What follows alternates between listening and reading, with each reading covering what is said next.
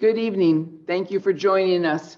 My name is Marla Lean. I'm with Council Bluffs Public Library, and I am the adult programming librarian. Now, first of all, I want to explain this evening we've had some technical computer issues, and so I'm going to do my best for you at home on Zoom to be able to see the presentation that we are seeing here in the library this evening. But if you have problems, bear with us. We are also going to record this and hopefully be able to show it to the community at a future time and experience. So before we begin, I want to give a commercial moment to remind you that Wednesday, our noon history, Women's History at Noon luncheon time continues. This week on the 24th, we're going to be having a virtual state historical presentation called Why Study Diaries. Of course, you can register and participate by Zoom. And Tuesday, March 30th at 6:30, we're gonna have a very unique and unusual program. It's a musical performance that was recorded by Jillian Gabrielle, who is from somewhere in Illinois, and she is going to entertain us with a one-woman production that she has written, directed, and acted within called Betty and Joan and Betty, as in Joan Crawford and Betty Davis, that are serving time in purgatory in the same body. So tonight, the National Developmental Disabilities Awareness Month is an opportunity to promote respect for people with intellectual and developmental disabilities and to educate others on the spectrum of the abilities people with IDD possess. For example, some disabilities are visible.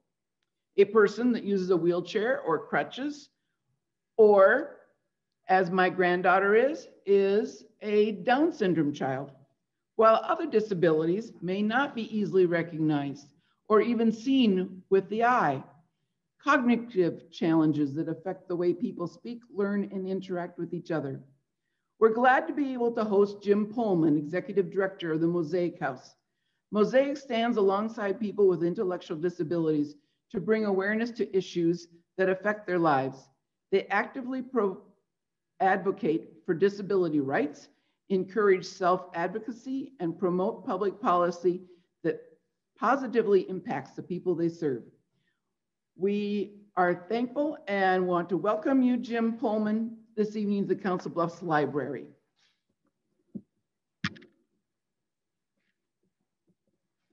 All right, thank you so much for having us today. My name is Jim Poehlman. I'm the Executive Director for Mosaic in Western Iowa. Just like to take an opportunity to introduce Mosaic a little bit. As an organization, we operate in over 13 different states. We support nearly 5,000 people across those states. Our roots go way back, all the way back to 1913 in Axtell, Nebraska.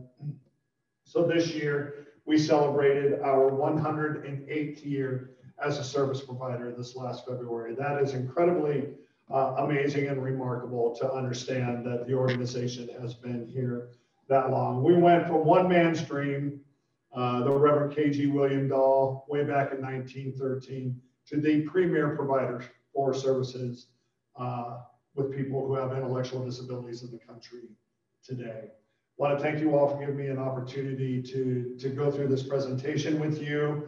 I'm so glad many of you are here. Some things to note on this presentation is we may use some language that is no longer used today, but we think it's important that people understand some of the things that people with intellectual disabilities went through lots and lots of years ago. So we may use some language that's uncomfortable. You may see some things on the screen that are uncomfortable, but again, it's to illustrate the trials and tribulations that people with intellectual disabilities have had. So with that, we'll go ahead and get started and get the presentation started.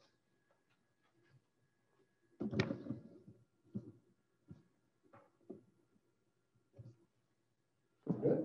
All right, so just a brief overview on things here. So we're going to talk today about healthcare and social services, education, employment, human rights, and accessibility for people with intellectual disabilities. So today, more than 20% of the Americans live with some sort of disability, whether it is from an accident, whether it is from an illness, whether people are born with it.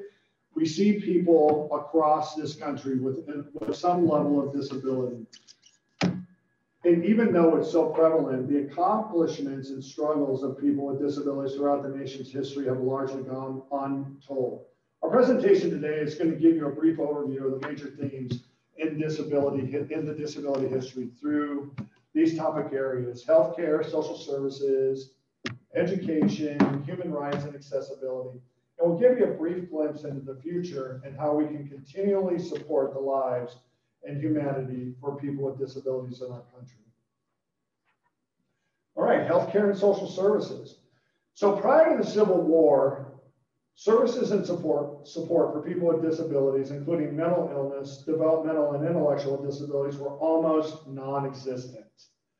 Many of the people that Mosaic supports today would have been locked up in prisons and hospitals, separated from their families and the community. And it was really common back then for families to believe that a person with a disability and their families were cursed by God and needed to be fixed or healed. Our own founder, the Reverend K.G. William Dahl, witnessed firsthand the abuse and neglect that people with intellectual disabilities were receiving in institutions way back in 1913. Reverend Dahl had a friend whose name was Gustav, and one day Gustav was in the community and he had a seizure.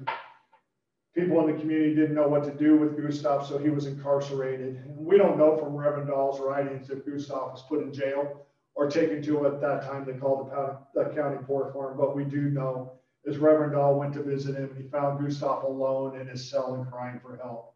And really, that is where the roots of Mosaic started, of one man's broken heart when he saw how terrible people with intellectual disabilities were being treated. So back in the 1800s through the 1950s, we saw a lot of institutionalization. There were harsh living conditions for people. There was abuse and neglect and other issues. And this stuff was really common. Living conditions for people with disabilities in the early 19th century were harsh. They lived in poverty.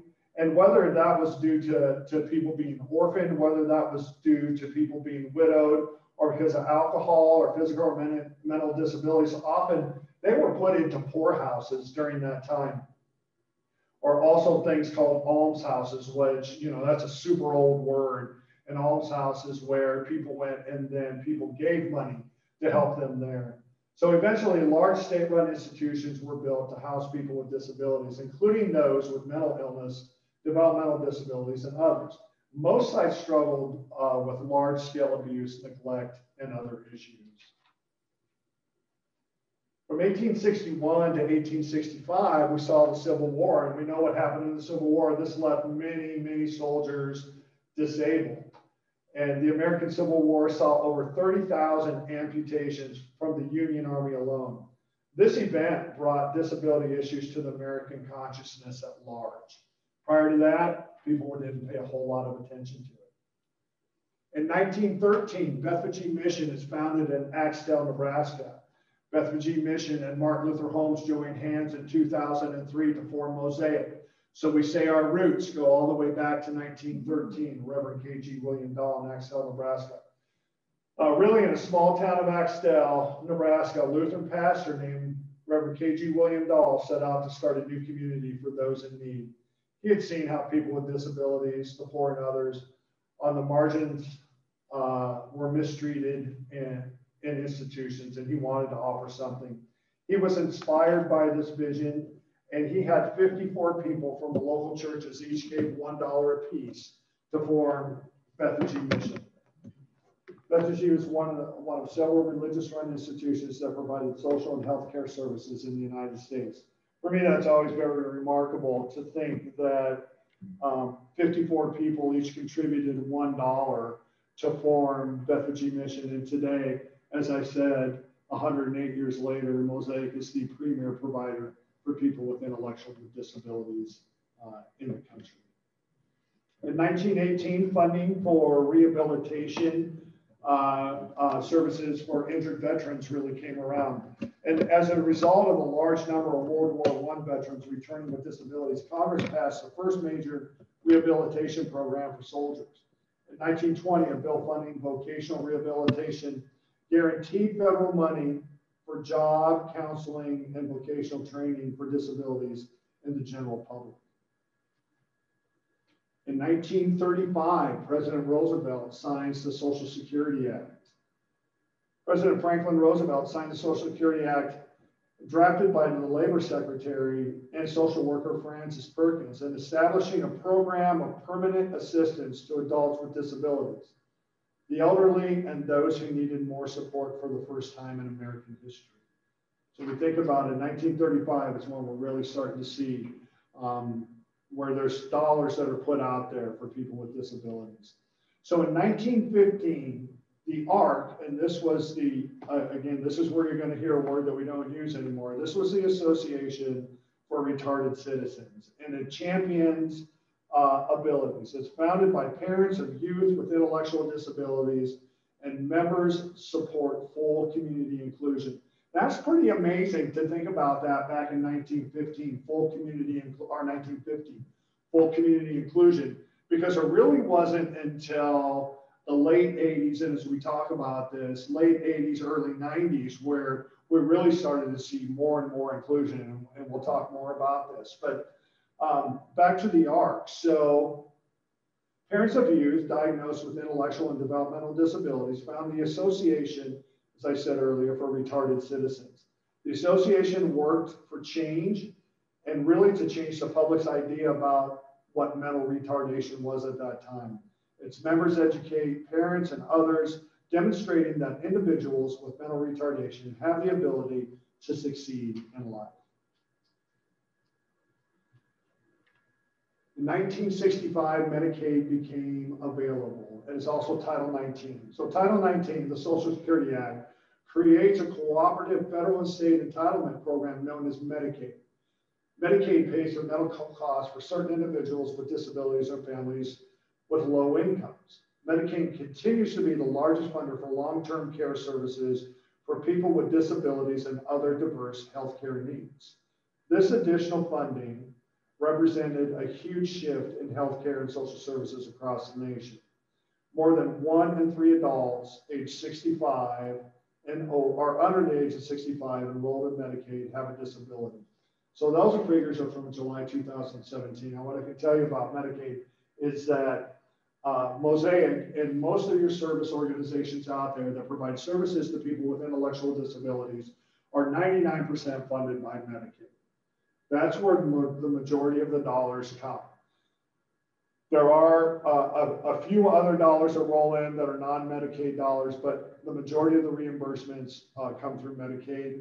And so there's really organizations that do this kind of work are at the mercy of what Medicaid is willing to pay, for the services that we provide. And that can sometimes be a struggle, but we are certainly grateful for the Medicaid dollars. So 1972 to 1987, there's a lot of stuff that happened during that time. There were a lot of investigations that happened that led to deinstitutionalization. As you heard me say earlier, it was the late 80s and early 90s where we really started to talk about full community inclusion for people. So after a 5-year battle with parents and advocates, New York Governor Hugh Carey signed the Willowbrook consent order, closing down a state institution notorious for its horrible conditions. I would suggest that if you don't know about Willowbrook, Google it. Some of the things that you will read about it will certainly make you shake your head. It most likely cause goosebumps for you. It was notorious for its horrible conditions: broken plumbing, not enough doctors, staff medical suppliers, patients living in filthy residences with no clothing, forced medical experimentation on patients, and widespread sexual abuse, neglect, and violence against the people who lived there. The media attention around these deplorable conditions led to numerous laws that improved the lives of people with disabilities in the United States. Across the nation, the closure of large state institutions Many that struggle to keep people safe, like Willowbrook began. It's always interesting to me. I've been doing this kind of work. I've worked for Mosaic now for 28 years. Came in the early 90s. Prior to that, I was working in, some group homes, just kind of cutting my teeth doing this kind of work. And a lot of the people who we supported in those early times, back in the mid 80s, even to the early 90s at Mosaic, and even some still today, lived in these conditions. And so we bring them into an environment that's loving and caring, and people don't know how to act. And a lot of times what we have seen through the years is we have to adjust the way that we provide our supports to people who are coming from institutions back in the day when they were treated like this, because they didn't trust anyone. They didn't trust that we were going to treat them right. And if you don't have trust, it's the number one thing. If you don't have trust and you don't feel safe, there's no way that you can ever be involved in the treatment program to progress. So many times we would spend years up front with a person, just getting them to understand that you are safe with us, you can trust us, before you really start to see things happen. And it is amazing what we've seen happen for people through the work that we've provided and the work that we've done with them and the loving and care that we've provided for them and watched them progress.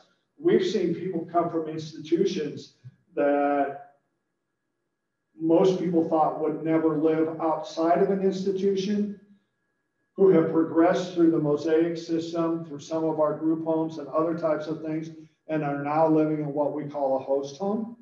And they are living with a family and having full lives, just like any of the rest of us would have. And if you think about that, 30 years ago, 40 years ago, they were discarded and basically thrown away. And so these are just some of the things that organizations do out there. And this is something that certainly Mosaic does for people each and every day. And I could talk about just Mosaic forever, but we're talking about the history of people with disabilities, but it's something I'm so proud of, and I just need to be able to share that when I can. So in 1999, benefits are protected for some who return to work, right? So a little program that came out in 1999 was a Ticket to Work and Work Incentive Improvements Acts, and that expanded the availability of Medicaid. So the Ticket to Work Incentive Improvements Act of 1999, it allowed certain disabled beneficiaries to return to work and they wouldn't lose their medical benefits. As of 2016, 28% of people with disabilities live in poverty. And so a lot of times we see this with people who have disabilities. They may have the ability to work. They may have the ability to earn some money, but they could never earn enough money to take the place of the loss of their Medicaid benefits. And so a person who goes to work can only earn so many dollars. If they get over it's generally about $2,000. If they get over that $2,000 mark, they are at risk of losing their benefits. Now, most recently, some great things have happened across the country in some of our states. One of those are called the ABLE programs. Here in Iowa, it's called iABLE. And what it does is it allows people to put dollars in the iABLE account up to a certain amount of money, and it won't impact their entitlements. And those dollars then can be used for any sorts of long-term dreams or things that a person has. They can be used for needs. So what it does do is allows people to put money in there. It doesn't impact their entitlements, and then they can draw off of that over a period of time. It's really a neat program. We love it. We're so glad that it's out there. And, one of the things about it too is that because people are allowed to put the dollars in there and not have it impact their entitlements, when they pass or when they move on from this world, those dollars do go back to Medicaid. So it really is a win-win situation. It provides a person dollars to spend if they should need them, and then Medicaid gets the money back. So it really is a win-win situation. Some of the people that we support are allowed to keep $50 a week only after they pay all their bills. And so a situation like this, where maybe a person comes into a little money through an inheritance or something like that, allows them then to have some dollars available. So in 2005, money follows the person. And this is one of the things that we love a lot. Money follows the person. It's a rebalancing demonstration grant that helps states balance funding as people transition into community-based services. So what it does is it provides dollars for people moving from a higher level of care to a lower level of care. Money follows the person has helped over 75,000 people transition out of institutions. We use it at Mosaic, and other service providers use it at Mosaic, as we have people transition from our high-level intermediate care facilities, which are licensed through the Department of Inspections and Appeals, and really are for people who have some high medical needs, have maybe need some additional behavioral supports. And as they get to a point where they really don't need that anymore, Money Follows the Person allows them to transition into a lower level of care, maybe the intellectual disability waiver. It automatically creates a slot for them. There's a huge waiting list for people who are waiting for the waiver. So moving from a higher level of care to a lower level using Money Follows the Person creates a slot for them, and then provides additional funding over 1 year to help them be successful. So Money Follows the Person has been something we've been using a lot. Right now, it's not out there because all the money's gone from it, but it is something that they look at every year. We always ask if anybody can make any noise with their representatives, their senators, their legislators, please ask them to make sure that Money Follows the Person continues. It's a much needed program out there. Healthcare and social services today, supporting the whole person, right? So the conversation around healthcare continues to evolve. As a national conversation around healthcare evolves, providing personalized supports to people with diverse needs is becoming more important than ever. There's growing evidence that the move to community-based settings, supporting person's whole life and growing acceptance by society, can both improve the lives of people, grow the American economy, and more. And you can learn more about this at mosaicpossible.org. And we really have found this, that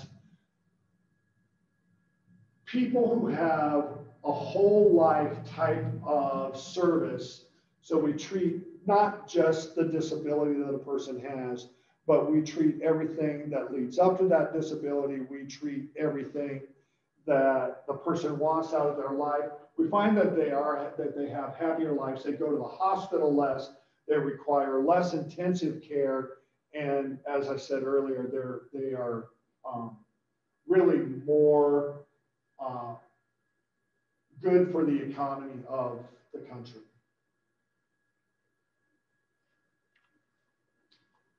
Stephen Hopkins. Stephen Hopkins is a man with cerebral palsy. He's one of the signers of the Declaration of Independence, and Hopkins was known for saying, "My hands may tremble, but my heart does not." The people that we support, many of them who do have cerebral palsy, many of them who do have some sort of physical disability, would tell you the exact same thing. I'm a person, I'm here. There's somebody inside here. All we have to do is help that person come out. It's pretty amazing. I'm going to talk a little bit about Harriet Tubman, all right? Harriet Tubman, she was well known as the conductor who freed more than 300 slaves on the Underground Railroad. Tubman was also considered an important historical figure with a disability. The abolitionist suffered a traumatic brain injury at the age of 12 that affected her for the rest of her life. Moving on to education and employment is our next topic. As the United States grew, providing children with young adults educational opportunities became the key priority for our nation.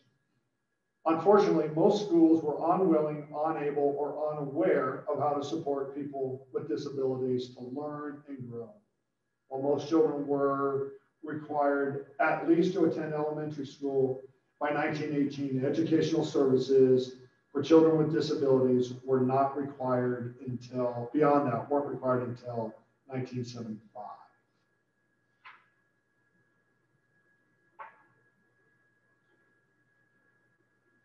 1815 to 1817, the first permanent school for the deaf is founded in the U.S. Thomas Gallaudet founded the Connecticut Asylum for the Education and Instruction of Deaf and Dumb Persons in Hartford, Connecticut. It's the first permanent school for the deaf in America, and opening its doors on April 15th, 1817, it marked the beginning of efforts in America to educate people with disabilities. In 1849, the first sheltered workshop was developed. It was developed for the blind at the Perkins Institution in Massachusetts. This method would continue to be the preferred method of career and vocational training until the early 2000s. Today, most programs focus on finding people with disability jobs alongside their able-bodied peers, right? So we worked really hard through the years at having people get out of these group type settings, these group day service type settings. You'll see very little vocational activities that go on in any of these settings anymore. It's mostly what they call day hab, where it's more about socialization, learning those sorts of things. You won't see very much vocational paid type things going on there. Some of that is due to very low reimbursement rates. Those rates were slashed about 4 or 5 years ago, and it's difficult for providers to continue to provide that service because the rates that are paid don't equate the costs. Really what it's forced people to do, and this is a good thing, is say, okay, if we're going to provide vocational services, let's find people jobs in the community where they're paid the same wage as everyone else. No more of these sub-minimum wage certificates. Let's not pay people, $2.50 an hour or $1 an hour for something that anybody else is going to be making minimum wage for. And so we've really pushed to do that. That's been a struggle. We do have, there are employers out there that are very sensitive to the needs, and there are employers out there that will hire people with intellectual disabilities.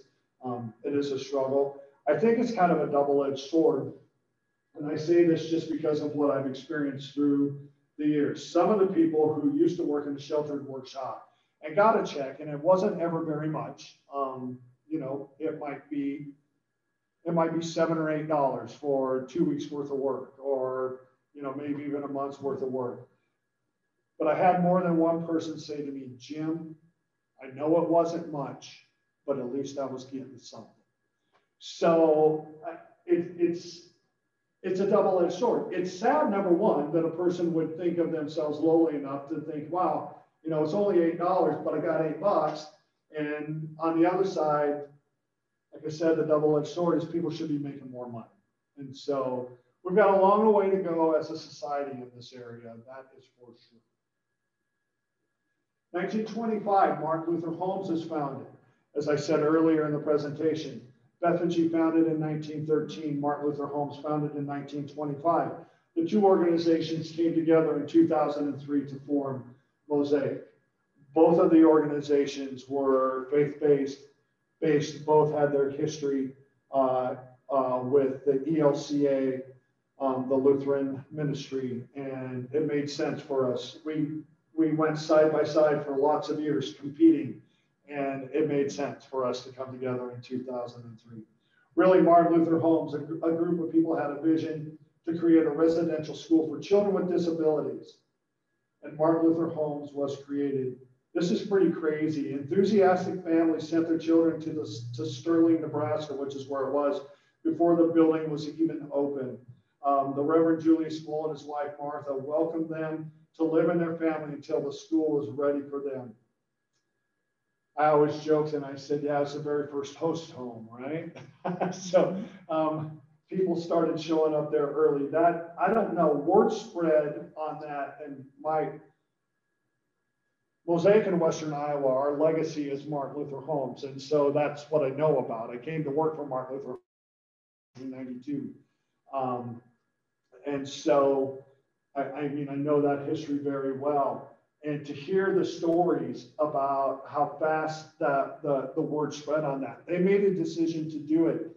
And within days, people were showing up from different states to their door. Now that's like internet speed, right? I don't even know how that happened. It's pretty amazing.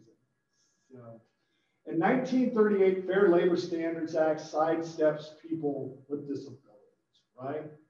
Laws designed to protect employees from unfair working conditions do protect people with disabilities. In some cases, sub-minimum wages are still legal. We were just talking about that. So it was designed to protect children and employees from exploitation and unfair working conditions.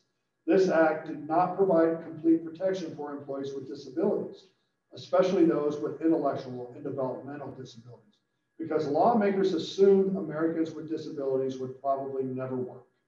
Congress allowed businesses to pay them less than minimum wage under the Fair Labor Standards Act of 1938.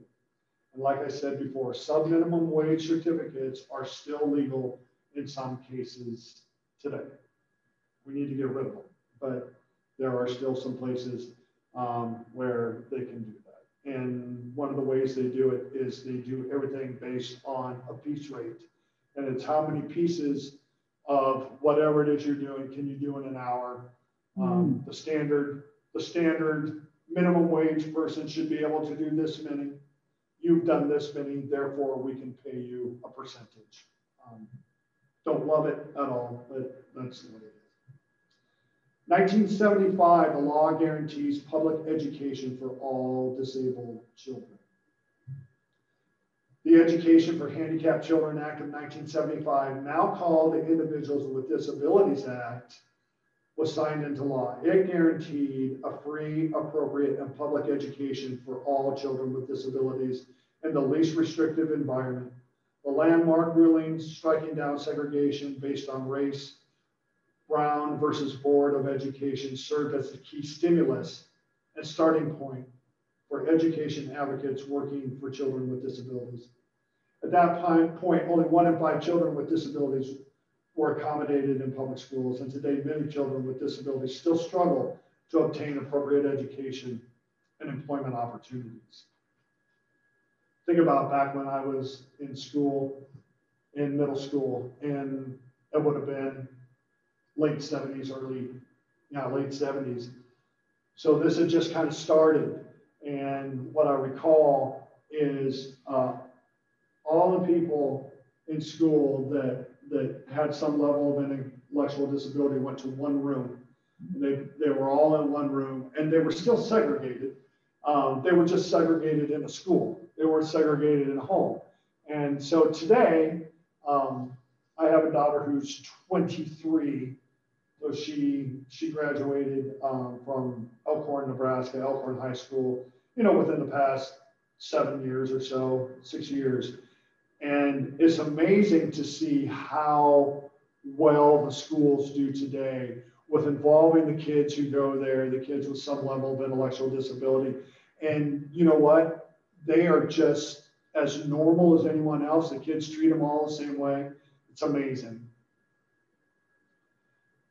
So from 1998 to 2018, autism diagnoses increased exponentially. 1998 marked the first year the U.S. government started tracking people on the autism spectrum. Over the next 2 decades, the number of children identified with the disorder increased from 1 in 150 to 1 in 59, and that was in 2014. Most scholars attribute the increase to better diagnostic criteria and understanding more. But because autism has such a wide range of effects, it requires different supports than other intellectual disabilities. and your organizations out there that are able to really focus on providing great services to those who are on the spectrum, the autism spectrum, are just miles ahead of everyone else. And it's something that we're working on Mosaic to really become a key provider for people who are on the autism spectrum. Education and employment today, and that's really a continued focus on strengths. Ever-expanding research continues to prove that vocational and educational training that focus on removing barriers and amplifying strengths can improve the lives of people with disabilities. So today, educators are really focusing on teaching children with disabilities. They focus on ensuring that their students are in the classroom with their able-bodied peers as often as possible. That's the way it should be. Here's somebody that we probably all know, Helen Keller. So before we go into the next topic, we're just going to look at a few more notable people here. Helen Keller. Helen Keller was deaf. She's blind. She was a child living in Tuscumbia, Alabama. She went on to become the first deaf-blind person to earn a bachelor's degree. FDR.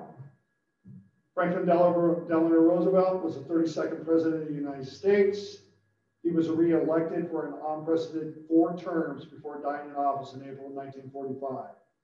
In August of 21, while vacationing, he came down with polio. It resulted in total and permanent paralysis from the waist down.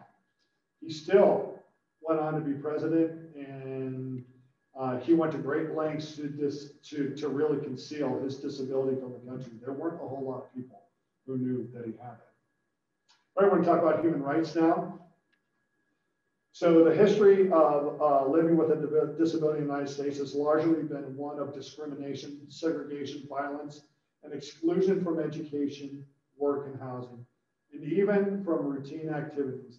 Certain key events, like the passage of the Americans with Disabilities Act in 1990, were really instrumental in raising disability issues and humanity to the forefront of American life.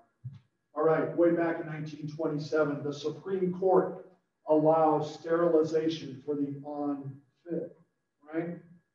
Alongside forced institutionalization, many prominent doctors, ethicists, and others were proponents of eugenics. Eugenics is the idea that the human race should be protected from feeble-minded people. The Supreme Court ruled in Buck versus Bell that the compulsory sterilization of women and men deemed unfit was constitutional under careful state safeguards. More than 20 states had sterilization laws that targeted women with disabilities, women of color, and recent immigrants, sterilizing more than 60,000 people in the United States without their consent. That ruling has never been overturned. So this is probably one of the most difficult things, I think, to talk about. And, you know, you're passionate for people who, just people in general, but people who have intellectual disabilities. When I said earlier that a lot of the people that we support today came and experienced this kind of stuff in their lives, right? It's so easy to do the work that we do at Mosaic because we all care. And we all know this stuff, and we all know this history of people. And for us, what we know that we need to do is make people's lives better and give them the best life that they can have, knowing that they face this kind of discrimination and this kind of abuse in their lives. Thank you for your patience. So 1939 Nazi euthanasia program. At the onset of World War II, Adolf Hitler ordered a widespread mercy killing of the sick and disabled. It was codenamed Action T4. The Nazi euthanasia program was instituted to eliminate life unworthy of life. Between 75,000 and 250,000 people with intellectual and physical disabilities were systematically killed from 1939 to 1941. This program was inspired in part by the work of the American eugenics in the early 1900s. The atrocities in Germany made it more difficult to continue the promotion of euthanasia programs in the United States. these are some of these things that, as I was saying earlier, we're going to hear some stuff during this that is incredibly uncomfortable, yet still necessary to hear because it is true. And I always say, and many of you have heard it before, we can't forget our history so we don't ever repeat it. I don't know that we'd ever repeat anything like this. God, I would hope not. But we can't forget it. And this is a way that we don't forget it. So in 1941, maybe some people remember this, Rosemary Kennedy was institutionalized after a lobotomy. John F. Kennedy's 23-year-old sister Rosemary underwent a prefrontal lobotomy as a cure for lifelong mental retardation and aggressive behavior that surfaced in late adolescence. The operation failed, resulting in total incapacity. And to avoid scandal, Rosemary was moved permanently to the St. Coletta School for Exceptional Children in Wisconsin. Her sister, Eunice Kennedy Shriver, later founded the Special Olympics in Rosemary's honor. In 1963, federal funding was set aside for disability infrastructure and support. So the Mental Retardation Facilities and Community Mental Health Centers Construction Act of 1963, that was passed, and the act set aside money for developing state developmental disability councils, protection and advocacy systems, and university centers. In 1984, it was renamed the Developmental Disabilities Assistance and Bill of Rights Act. 1964, the Civil Rights Act inspired disability advocates, right?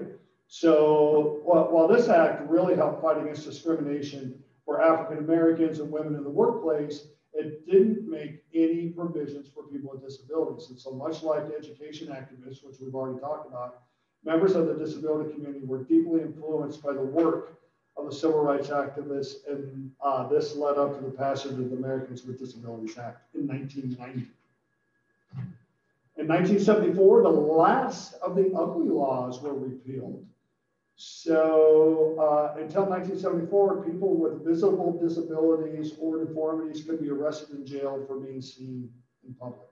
Huh. The last law was repealed in Chicago, Illinois in 1974. That's something. 1978, National Council on Disabilities was established. So it's established as an advisory board with the Department of Education, and its purpose was really to promote policies and programs and practices and procedures that guarantee equal opportunities for all people with disabilities, regardless of the nature or severity of the disability. In 1982, the UN encourages global equality. The United Nations General Assembly adopted the World Program of Action concerning the disabled in 1982, and that was really to encourage full participation and equity for all people with disabilities around the world. The United States has never ratified this resolution.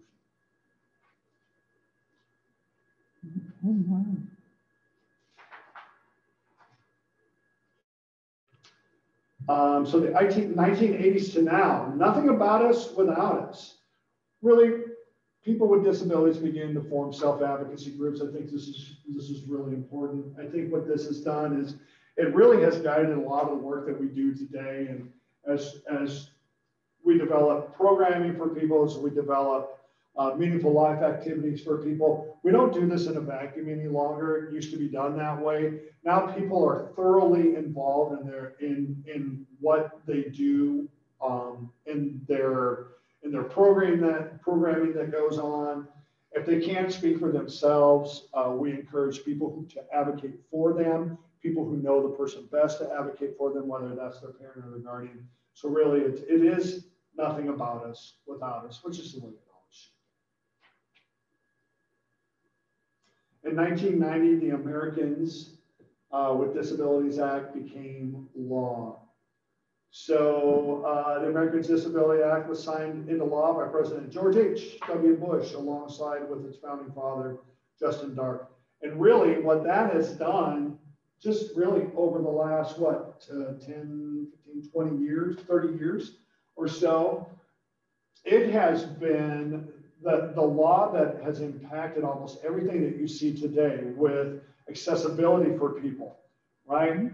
Even the library here, people can actually get into this place now on their own by, pushing the right button and coming indoors that actually fit. Ramps for people. So it's allowed people with disabilities and physical disabilities the ability to do things on their own. In 1999, the Olmstead Decision leads to more community-based services. Lois Curtis and Elaine Wilson, they sued the state of Georgia to be allowed to receive services in the community rather than an institution. The case reached the Supreme Court, and they ruled that unnecessary institutionalization constituted discrimination and violated the ADA. It was known as the Olmstead Decision, and this would lead to a massive shift in states funding community-based services that allow people with disabilities to live in community settings. Human rights today. So today, most studies show that when people with disabilities are included in community settings, they're healthier, able to contribute to the economy as employees, volunteers, and friends. Still, most states struggle with the best way to find supports for people with disabilities in communities as required by the Olmstead Decision. Social health care services like group homes, host homes, and supported employment and education are key, as well as continued research and advocacy efforts. All right, so before we move on, we're going to talk about a couple other people that we have out here. Ray Charles. So at the age of 7, Ray Charles, he lost his sight completely, and that was due to glaucoma. Mm-hmm. He'd had glaucoma since the age of birth, and he learned to read music in Braille and eventually dropped his last name.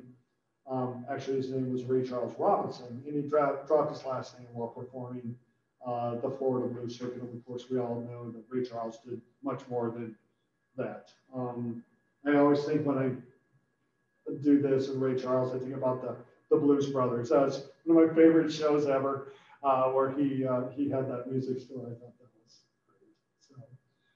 So, Judy Heumann, she sued the New York City Board of Education when her application for a teaching license was denied.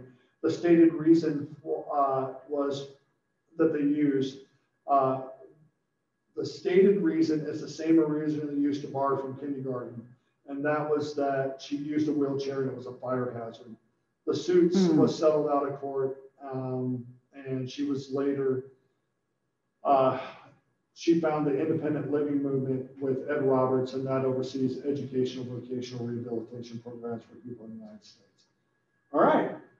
Last one, and then we're done. Thank you all for sticking with me on this. Accessibility.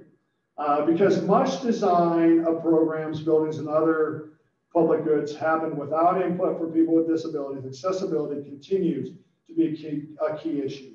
Building access, technology access, and much more were furthered by certain key events, but much more needs to be done. All right, 1961. Accessibility standards are published. Okay, so these are just standards that are published.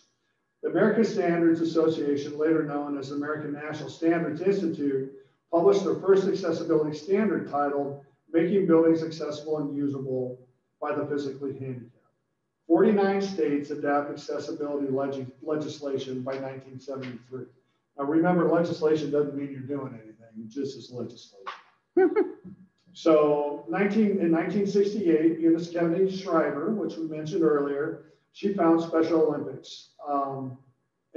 She found that in 1962 to provide athletic training and competition for persons with intellectual disabilities. The organization has since grown into an international program enabling more than 1 million young people and adults to participate in 23 Olympic type sports. Let me win, but if I can't win, let me be brave in my attempt. That's the Special Olympics athlete. In 1978, the disabilities activists protest inaccessibility of Denver buses.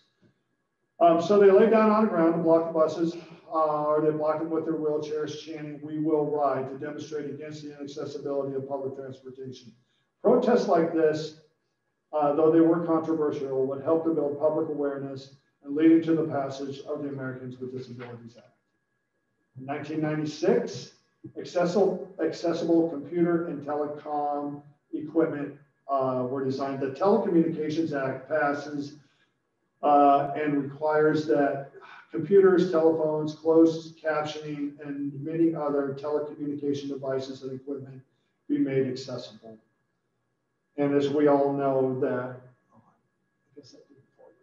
we're not going to do this again. We're just about done, if that's okay, if we can just roll through it without any more slides. We're just about finished here. In 2014, the Disability Visibility Project came. That was founded by disability activist, media maker, and consultant Alice Wong. The Disability Visibility Project is an online community dedicated to creating and sharing disability media for people. In 2017, less than 20% of polling places were fully accessible. Despite the passage of accessibility laws, most polling places continue to struggle to serve people with disabilities. Many businesses, community organizations, and faith communities also struggle to provide fully accessible building and facility spaces. In 2019, Domino's was sued over an inaccessible website.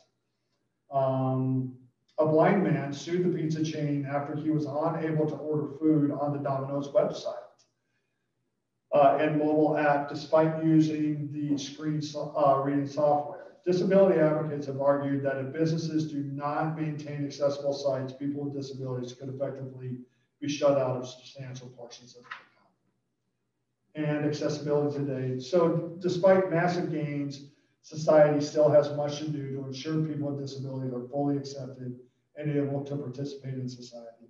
Like their able-bodied peers, they need to have technology gains, reduction of physical barriers and in public spaces, changes in public policy, and change in the public perception are key parts to ensuring people with disabilities can thrive.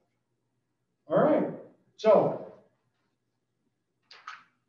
as I said before, some of that is kind of uncomfortable, but it really, we just need to be able to remember our past so we don't ever repeat it. I think the future is bright for people who experience intellectual disabilities, mental health issues, developmental disabilities, all special needs. The future is bright. I do believe that we're going to get to a point where services are funded adequately. The more noise we make as a community, the more people hear what needs to be done for people, the better off we will all be. And so thank you guys for giving me an opportunity.